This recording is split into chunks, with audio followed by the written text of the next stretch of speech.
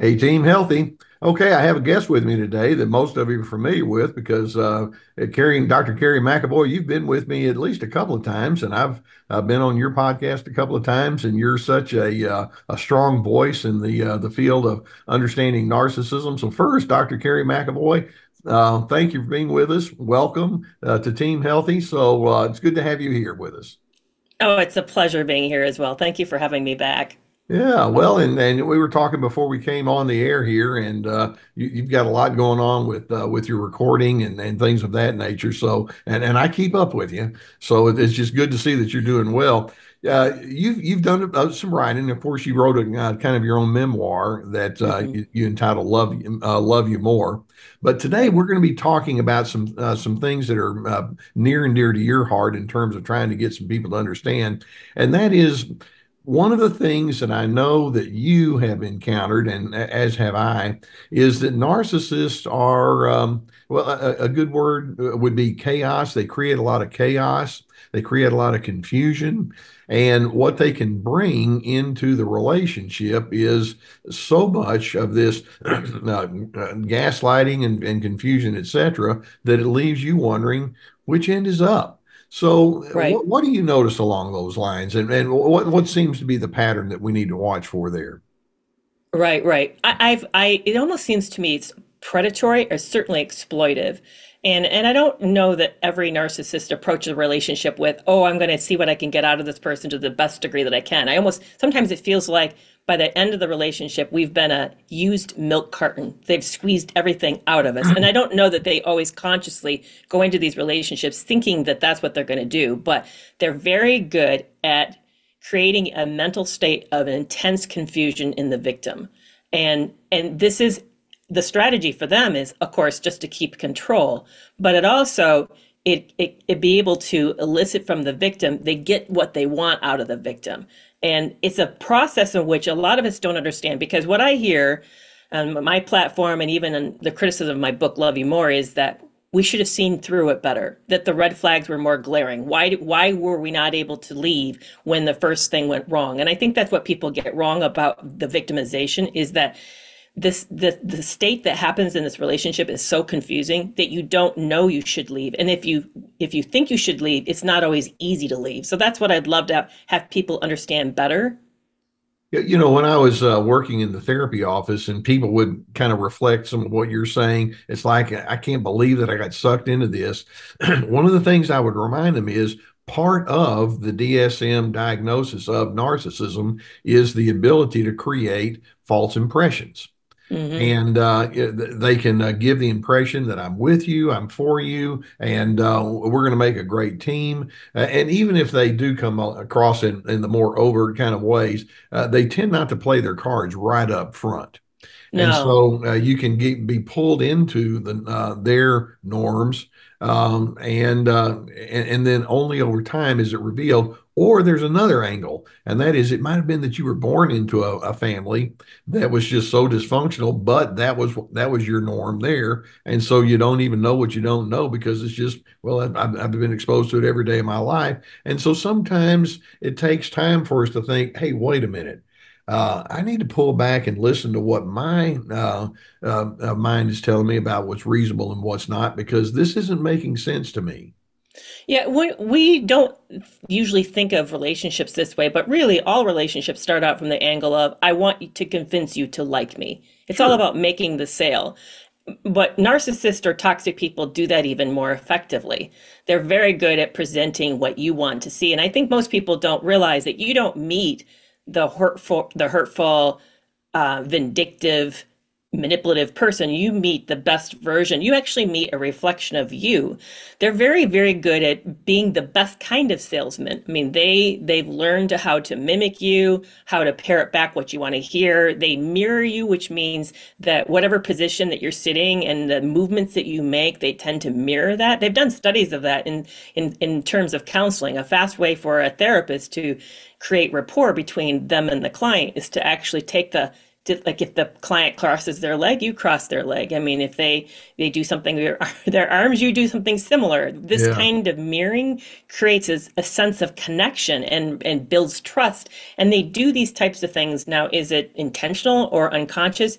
Regardless, it creates a sense of this person gets me. I've met somebody that's a lot like me. Wow, I've never felt this kind of symmetry before. And it's very, very powerful. One of the things that I watch for, that to me anyway, is the demarcation point as to whether I'm dealing with a true blue narcissist or not. Keep in mind, we can all have our moments where we're selfish or we kind of overlook what somebody said and we don't show the empathy. And sometimes we be stubborn and controlling. Okay, sometimes we all do that. But the one ingredient that I watch for is how exploitive they are. You used that word just a few minutes ago. Hmm. And the willingness to use and manipulate for personal gain, knowing full well that you're getting something from that person, and it's something that you're doing at their expense, and you just simply don't care. You're going to do it anyway, and that's part of the thing that we have to watch for. How do you see that show up in the initial part of the relationship? Because I think they're very good at hiding that. Well, I mean, let's look at some examples. Let's suppose you Okay. have somebody that says, "Hey, I understand that you like this topic," and they tell you about this, and oh, you know these people over here, and so you have a really interesting conversation, and then a week or two later, it's like, hey, can you do me a favor? Can you get a hold of this person? Because I've needed somebody to do this. And so they'll start out by showing an interest and talking about topics that are important to you. But then ultimately it's like, I want something and you're going to Mm, provide it for me. Or it may be that you're in a family situation and you're angry at someone, but it's like, hey, why don't you go tell this person such and such? And they get you to do their dirty work for them. I mean, there are all sorts of different ways that they do it. Now, they may not call it exploitation, but that's what it is. And so narcissists can come through in such a way where it's like, hey, you're kind of useful to me, and mm. I'm going to use it for all it is, for all it's worth. But it may not be something that's good for you. You're going to be the one that's going to get slapped. But it's like good for me though. Works here. I think what's hard is when you meet somebody who's more sophisticated, they often don't do that for a very long time. I'm thinking of my own experience that I talk about in Love You More. I would say the exploitation really didn't occur until we were solidly into the marriage. In other words, I didn't see a whole lot of that as a warning sign, but I'll tell you what I did see. And it's similar, but a little different. And that is they'll do something to exert control, to show that they have dominance. And they'll ask for some kind of a favor that will put you in a one down position, but it will seem like it's supposedly to help you. Here's how it happened to me. Mine knew that I had some physical issues that made my car, getting in and out of my car, difficult. My car was set too low, so it was a little hard for me to get it in and out. So my my then at the time we were dating offered to switch cars. Why don't I drive his car? He drive my car because it's a little easier. Now my car was a nicer car, by the way, with better features, but his was easier to get in and out of. That was true. He Okay. was authentic about that. But what I think it showed was that I was malleable, that I was compliant, and that see now what was that exploitive? I didn't feel exploited. It benefited in me in the sense that I could get in and out of the car easier. But it did show him that I was open to being influenced. And I think we often miss those keys. Yeah, yeah, yeah. See, narcissists are also data gatherers. Like, okay, I noticed that you Mm. did this. I think I can make this work for me. Yeah. Yeah, yeah. And the other thing that they're really, really good at, and this is hard to spot. Maybe you and I can talk about how to spot this better. You feel like you're getting to know them inside their inner world because intimacy only occurs when both people trust each other in a similar way. There's a reciprocity of vulnerability. Like if I'm talking to you about something that I'm really nervous about, and then you share something similar, we have a more trusting relationship. The relationships are based on that equality of sharing. narcissists present as if they're letting you in that vulnerable way, but they're really actually not. In fact, often we'll hear a sob story in the beginning, some very extremely vulnerable tale that Yeah. I know that for me, I did that. I heard about my ex shared on his first date. Now we've been talking for 2 weeks, but he shared he'd been sexually abused on his first date. I was shocked. I'd ever never had a man share that with me openly, let alone on a date. I just found that was extremely unusual, but it felt like I was being trusted with very deep Yeah, it can be information. flattering, can it? Yeah, very flattering. What I didn't realize, and I would tell you today, me looking back in hindsight, I don't really think I ever knew this person. That all of this was an appearance as if I was being allowed to be let in to know this person's inner world when I really actually, it was either being, today I think that was either an exaggerated story or maybe it wasn't, maybe it didn't even actually happen. I think that I don't know what the truth is, but that's the problem is they're very good at imitating emotions, very good at imitating intimacy, making us feel like, oh, this is a trusting relationship that's building. I can let them in on more on me because they're letting me in so much of know about them. But that's the problem because they're data collecting. They're doing that purposefully in order for there to be an equity of information that you really don't know them, but they know a whole lot about you. And then they use that information against you.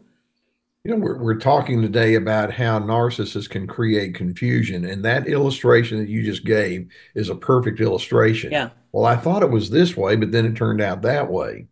Yeah, yeah. And later that confusion gets built on because and then when they do something bad, they'll say, "Well, I had this rough history. Why would you expect something different from me?" Yeah. They appeal to your sympathy and your pity for this terrible story or this trauma. I mean, they want you to think they're traumatized. And I'm not saying not all of them have no trauma, but they're using the trauma as a way to control and influence and sway you, which then makes you think, so what's really here? Are they invested in this relationship or are they not? We think that they are because they come in with all of this sympathetic stuff. Carrie, I want to ask you a question. I've got my thoughts on this, but I want to hear yours. Do you think they know what they're doing? I mean, is this a deliberate plan? Like, okay, here's what I'm going to do. This is my scheme. This is what I'm really good at. And so let me see if I can find someone that I can play this out with. Do you think it's that conscious? I think it depends on the person. I think that there are people that it is that conscious, and I do think there's people who are still learning and stumbling along. Have you come across Don Hennessy's work called How He Gets Into Her Head? No, I It's have a not. it No. is an amazing book. I cannot say enough about it. Don Hennessy is an Irish law enforcement officer who has been working with domestic violence victims for years in Ireland. And for a long time, he describes in the front of the book how they tried to find the similar characteristics among all victims so they could protect victims better from domestic violence. Okay. And they found that they couldn't find a single variable that seemed to track across all these victims. It wasn't until they started looking at the predator that suddenly the variables popped up. It was in the predator, not in the victims. It was in the offenders. And his question was, do they know what they're doing? So he coined a term. We talk about pedophiles has a way in which groom children. He would say that these are called psychophiles and that they're grooming their partners. And he would say, yes, they've practiced thousands and thousands of times honing these skills, and there's a level of intentionality to what they're doing. Now, standing back and kind of looking at everybody, I do think some people are just incredibly instinctively intuitive about the process. And I also think there are other people who are very, very calculating. My ex, for example, kept cliff notes on women. I actually found them. Hmm. So he So, had a list of women. He had listed their characteristics. He even had phrases he had prepared out to say. wow. So So it that, was, yeah. yeah, there was a lot of intentionality what he was doing. Seriously, because see, Yeah, and definitely, I'm hearing what you're saying. But my angle is with so many of these narcissistic individuals, they've been doing it so long that they've learned how to rationalize to themselves that it isn't really what you think it is. yeah, But you think that I'm telling lies. I'm saying you just don't need to know everything. Or exactly. you think that I am controlling, and I'm thinking I'm just trying to help your sorry self. And because they can rationalize it. And so is it calculated? Sometimes yes. It's like I want this and I'm going to get it from you, and here's how I'm going to do it. Other times it's just it's who I am. Yeah, the old story about the alligator escorting Hmm. the rabbit across the river, and then when he gets over to the other side of the river, eats the rabbit, and the turtle says, "Why did you do that?" And the alligator says, I'm an alligator. It's what I do." Yeah. Yeah. And so some of it is just it's so baked in, and so is there an oblivious element? Well, let's just say there's such a habituated element that these individuals have. Yes, sometimes they can be very deliberate. Other times it's just I do it with anybody that I have a chance to. You just happen to be the player on the stage with me right now. I think the big error we make about all of this is why it's so confusing that we even care about the intentionality. Because really, when it step back, and the end of the day, does that matter? No, it doesn't really matter. It But I happens. think that, yeah, but I think that why it matters to us, that those that have been affected by this, is because we want to make it make sense. But here's the piece I think we're really, really forgetting. We're assuming there's one way in which to view the world, and that all of us are viewing the world from that grid, from that standpoint, that Right. frame. And the frame is, I want to get along with people. I want people to be fair, and we want everybody to win in the end. I think that's the assumption most people make. The problem is that's actually not true. There's a segment of the population who says, I don't really care if you make it to the end, but I'm going to. And I think that I need to do whatever I need to do in order for that to happen. So if from your that mindset, it doesn't really matter if it's intentional. They're going to always do whatever they can to come out ahead. And they don't, and that piece of not caring about you, we don't understand. When you have empathy, I don't think we appreciate what it's like not to have empathy. To literally, for me to say, Les, if I step on your foot, I truly don't care. I can't quite get what that's like for me to say I don't care about you. But for them, our pain, the people around them's pain, truly doesn't matter. They don't Right. see it. Right. Yeah. The way I put it with some individuals is your problem is you don't think like a narcissist, Yeah, exactly. which Yeah, is actually a exactly. good problem to have because I don't Well, want to yeah, it think like is. a Yeah, narcissist. Yeah. yeah. Um, Knowing that narcissists can have this extra measure of scheming and exploitiveness and then habituation, that kind of puts people like you and me and the folks that think of themselves as being halfway normal. It kind of can create a bit of a paranoia, like, well, who can I trust? Um, Right. how do you maneuver through this without losing your sense of optimism about human relations in general? Yeah, it really comes back to the issue of trust to me. And I used to have sort of everybody is trustworthy until they've proven themselves that they're not, which is, think about that. That's the erroneous idea in the sense of I'm going to allow you access to myself until you've hurt me, and then I'm going to take your access away. I think that's really a bad way to approach relationships. I think we all of us have need to learn to approach relationships almost like we're learning a dance step with another partner. We see, do they take a step? Then we take a step. They take a step, we take a step. I think we have to look for, is this person prioritizing me and not just themselves? Is there consistency to that? Is this happening over time? Are they sensitive and aware how they affect me? Do they actually make a real effort to repair that? Because you're going to find narcissistic people don't make real efforts to repair. They make a lot of like gestures towards it, but it all is really, if you analyze it from a distance, it's self-defensive. I didn't mean to hurt you. I'm sorry your feelings got hurt. They'll won't say, yes, I did this. This Yeah, affected you. I shouldn't have done it. I'll do differently. It's more of, I'm just sorry you got in the way of that. So we need yeah. to look at these types of interactions and make sure there's true risk, true vulnerability, true intimacy being expressed. I think most of us, this is what I think most of us do wrong. We assume the best about other people, and then we apply our motives to them without analyzing whether or not that's really what their motives suggest. And You that's know, to our peril. this can sound cynical, but I have this notion, particularly, let's say if somebody's gone through a breakup or a divorce or there's some sort of major rejection and they're trying to figure out what they're going to do as they go forward. I let them know you're going to need to have a certain amount of built-in pessimism. Mm, And to your point, we don't want to think that way. Yeah. I explained, well, there's a difference between being a skeptic versus being a cynic. A skeptic means you're going to weigh things out carefully. A cynic means you're going to do it and you're going to arrive at a negative conclusion just about every time. You just lead with pessimism, and you can hardly get out of it. But we need to recognize, people can be difficult. And when someone comes along and wants to be my best friend or friendly and pleasant and all, I need to remind myself at some point this individual is going to show some sort of negatives. What is that going to be? Now, those of us who are healthy, when we do show our negatives, let's hope they're not going to be that exaggerated and it's going to be very malleable. We can correct it and we can take feedback and all, but that's just going to have to come out over time. And you're just going to have to wait and let the process show what it's going to be. Yeah, I liken it like two teams of football teams on a field. Like they both have to show up and they have to both get on the field.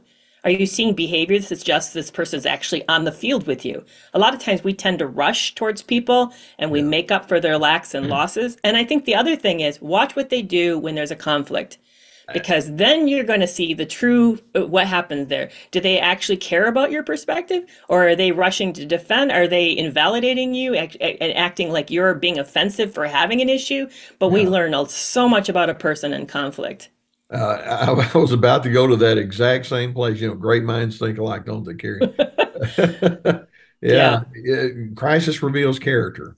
yeah, And yeah. then there's just all sorts of little small things. I like to watch for how you treat people in servant jobs. That Hmm. person that's serving you coffee, or a waiter, or somebody that's helping you. Is there a kindness?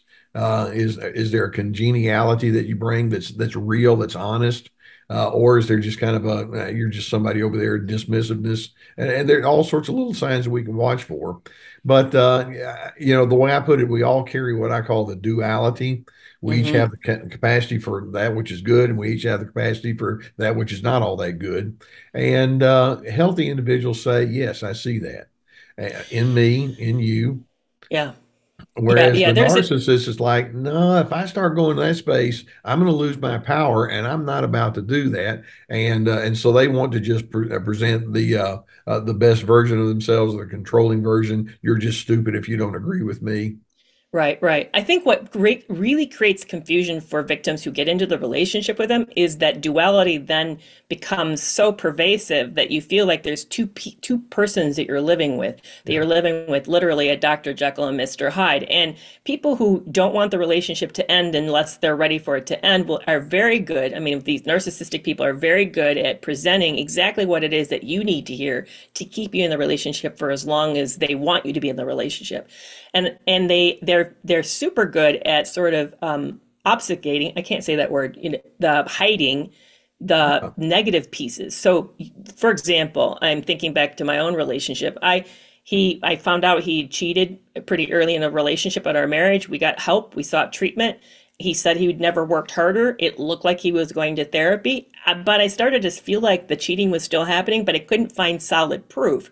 He created enough confusion that led me to not be for sure. Is this person actually working the program and being sincere about wanting our relationship to work out? Or am I just getting enough to keep me in this relationship because he wasn't finished with it yet? And I yeah. think what we get trapped is we can't determine those differences. What I fail to ignore, because I see this happen a lot with people, we start to then look for evidence, which then makes us look crazy. I went so far as I actually followed him across town on foot, trying to catch him doing something. Yeah. But what I failed to listen to is how safe did I feel in this relationship? I think a lot of people, unfortunately, don't know or have never heard that good, healthy relationships should always make you feel secure. So if I'm not feeling safe, that's a big warning to me that there's something inherently going wrong here, that I can't be myself, I can't talk about issues, and that my gut is warning me that there's some piece that I don't fully have that's dangerous to me. So what I'm hearing you say, Carrie, is that narcissists ultimately, even though they may come across as being, on your team, they're not safe individuals. No, right. And so we're trying to figure out how do we get beyond some of the confusion. And you hit on a huge thing right there. Well, watch how they manage conflict. Yeah. And to me, anyway, I feel pretty good about somebody. Let's say I have had a disagreement with that person. And as the time unfolds, that person comes to me and says, I don't think we had our best conversation, did we? Or there was something you were trying to say that I wasn't catching on to, or I became abrupt. And we need to take a hard look at that. In other words, they're very willing to put the spotlight on themselves, and they're very willing to ask what's going on inside of you that got triggered. Can we break this down? And I'm thinking, okay, now we have a relationship. And Yeah. in fact, interestingly, we can get deeper and deeper into intimacy. Intimacy can actually be built on knowing what our flaws are and then working them through in an honest kind of way. And when you get to that stage where you're trying to do that, the narcissist is nowhere to be found, or they're going to just keep coming with their hammer and all the rest. Yeah, or they'll increase the confusion. So if you find yourself feeling more stirred up, unsure, shaky, then to me that's a warning that there hasn't been real good closure. There hasn't been a full discussion of this issue. There's not sensitivity to you in this experience. I mean, I think, for example, if one of us did something terribly bad to the other person, we would be broken about that. We would go out of our ways to make sure that say I hurt you, that I would never make you feel insecure, and I'd be sensitive about what triggers you. I'd be asking and following up. You're going to see that's not happening in these relationships. Instead, there's a lot of explanation, there's a lot of justification, rationalization that's Yeah. occurring, but there's not an accountability and then a true effort to repair in the sense of showing up and making sure that the other person's soothed. Instead, it almost acts like an offense. Like, how dare you question me? I thought we were past this. Are you going to, do you ever let anything go? So you'll get a lot of Hmm. pushback when you should get a lot of support. To me, that's Yeah. another big key piece. Are they Yeah. pushing back or are they giving you support?